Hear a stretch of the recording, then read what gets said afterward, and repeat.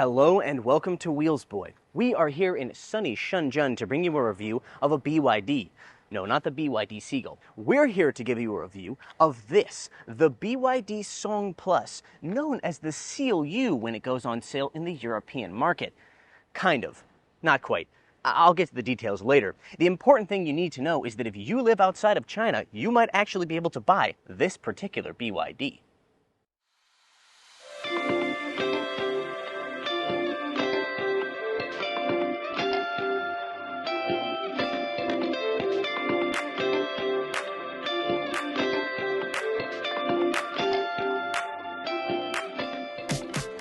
So what did I mean when I said that this was the CLU but also not really the CLU? Well, this is technically a BYD Song PLUS, which the CLU also is, but the CLU that's being sold in Europe is the fully electric version of the Song PLUS as it's sold here in China.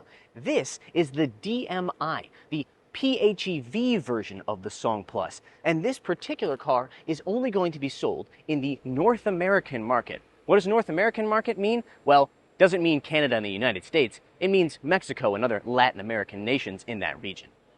So what are the differences between this and the CLU that's going to be sold in Europe? Well, apart from the fact that obviously the CLU uses an all-electric powertrain, while this one uses a PHEV, has a 1.5-liter four-cylinder turbocharged engine up here, and a smaller battery pack, of course. There's also some styling differences as a result of those powertrain differences, particularly this opening here in the grille as opposed to the closed-off front of the full electric version. Now, the styling language overall is the same, however. It looks very much like the BYD Seal sedan. The only problem is they had to take that face and kind of stretch it over the front of a larger SUV.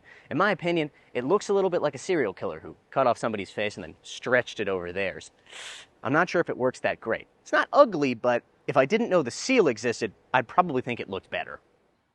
The Song PLUS PHEV, or DMI, comes with one of two different battery packs, 18.3 or 26.6 kilowatt hours. Those provide either 110 or 150 kilometers of range on the NEDC cycle. This thing only has one AC charging outlet. However, I'm told it does have an adapter that allows it to DC charge at up to 18 kilowatts.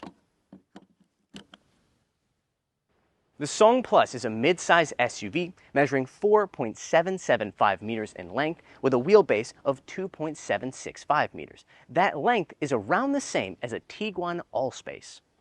The Song PLUS's rear styling is identical to that of the CLU, the full electric version that's going to be sold in Europe. Here we see the Song PLUS badging. Over here we have BYD in Chinese and then DMI. Now I've mentioned DMI already.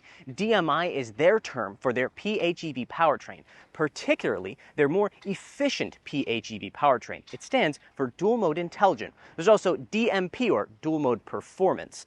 Now, let's open up the rear hatch and have a look at the space. There are no official numbers for rear cargo room, but I have to be honest with you. I don't think this is that impressive for a vehicle this large. It doesn't seem much bigger than that of the BYD Yuan Plus or Atto 3, a compact SUV. It's certainly deeper, but it doesn't really feel any more deep in this direction. In case you were wondering, yes, you can lift up this board for a little bit more storage, but it's mostly taken up by this large foam piece here. Now, while I'm down here, I'll show you a couple of things. First of all, you have this, the adapter that allows you to DC charge at up to 18 kilowatts, and this cord here. This is the vehicle to load, or V2L cord, that allows you to power devices outside of the car. The interior of the Song PLUS is a combination of styling elements from the Ocean series of cars, like the BYD Seal, and then the Dynasty series of cars, which this technically is part of, though it's sold as the CLU in Europe, which means it's actually part of the Ocean series over there. Either way, what I mean is that you have a kind of Dynasty-style dashboard, but you have the Ocean series center kind of transmission lever area down here on the center console, including the tiny little crystal shifter. While we're talking about the center console, let me point out some of the differences between this and the CLU, or the pure EV version of this car. Starting with the fact that over here, instead of a little switch for adjusting your regen settings, you have a switch that can go between the pure EV and the hybrid electric vehicle powertrain options. Over on the other side, you still have your driving mode here, and then a button for controlling your volume, physical volume button. always gets a thumbs up from me. Forward of that is an interesting kind of combination touch button and physical button. It looks a bit at first glance like the touch buttons you'd find in a BYD Han or Tang. I hate those. I really don't like those at all. So I'm very glad to say that this isn't quite the same. If you touch anywhere around the edges of it like this, nothing happens. But if you touch directly onto one of these options, say here, in Chinese that means on and off for the air conditioning, there we go. Now the air conditioning has turned on. So I like this a lot more. It's much more tactile, it feels better, and it's also easier to hit the button that you actually want to hit. The car we're in right now is not a top spec version. Though it does have very nice heated and cooled seats, it doesn't have the largest available screen. That would be 15.6 inches. Instead, you have this very usable, honestly, 12.8-inch center screen. Now, this center screen is currently in the English mode. The English level of it is, well, let me put it this way. It feels like the English level of someone who has really good English but isn't quite a native speaker. Everything that it has on here, I understand what it means. It's just not quite how I would say it. This car does have a voice command system, and I'm sure when it reaches foreign markets, it will have an English language version, but currently it only has the Chinese. Just out of curiosity, let's see what happens when I call to it in Chinese and then try to give it a command in English. 你好, 小弟. Turn on the air conditioning.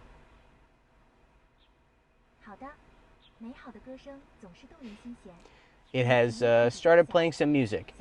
And it started playing some music, a song called Conditioning.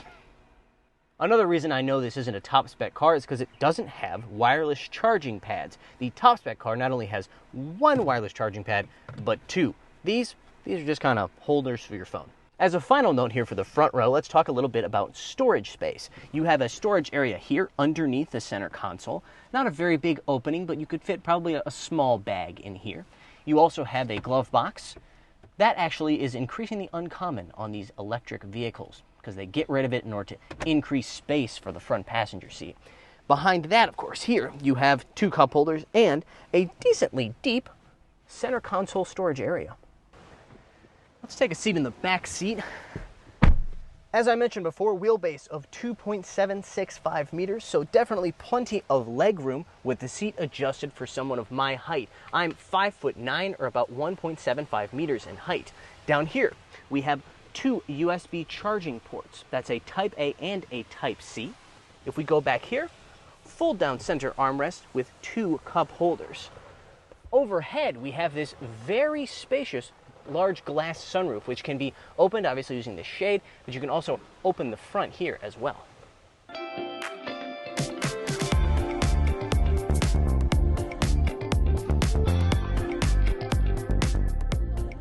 A quick note on power. BYD does not provide a combined power figure for the entire hybrid powertrain. That's the gas motor up front and the single front mounted electric motor. So I'm just going to quote you the power of the motor because that's going to provide most of the grunt anyways. It's 145 kilowatts and 325 newton meters of torque. In terms of 0 to 100 kilometer per hour time, well, that depends which battery pack you choose. If you choose the smaller pack, it's 8.3 seconds. If you choose the larger, heavier pack, it's 8.5 seconds. Whichever battery pack you choose, once it reaches 20% state of charge, this thing effectively acts like any other standard hybrid vehicle. That means that the engine up front is on pretty much all the time. In those conditions, it is rated for an NEDC fuel consumption of 4.5 liters per 100 kilometers. I've been driving it here in the city, and I've currently got 4.9 liters per 100 kilometers. The transition between the pure EV and hybrid modes is perceptible. You can hear that engine up front turning on, but I think that's mostly because the pure EV mode is just so quiet. Suspension is pretty standard fare for this segment. McPherson struts up front, multi-link in the rear. I've been driving it around Shenzhen over some pretty rough roads, and it's performed quite well. It's a pretty comfortable ride. Isolated as well. It's not particularly sporty. I would describe the entire driving experience for this car as very relaxed. Whether it's the soft suspension that results in some body roll, or it's the very light steering, or the light input on the brakes, or the light input on the accelerator. It's all pretty chilled. If you're looking for a car that has a comfortable, kind of laid-back commuter style, this is the one for you. One of the great things about these PHEV powertrains is the range that you get. Obviously, you get the combined range of the battery pack and the engine. In the case of this car, that means over 1,000 kilometers.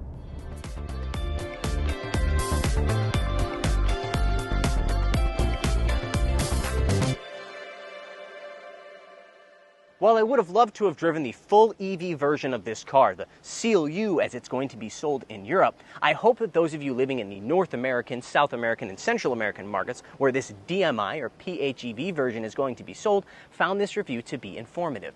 Personally, I quite enjoyed my time with this DMI. The PHEV powertrain might not be as sexy as a full EV, but I think it applies to a lot more lifestyles and driving situations.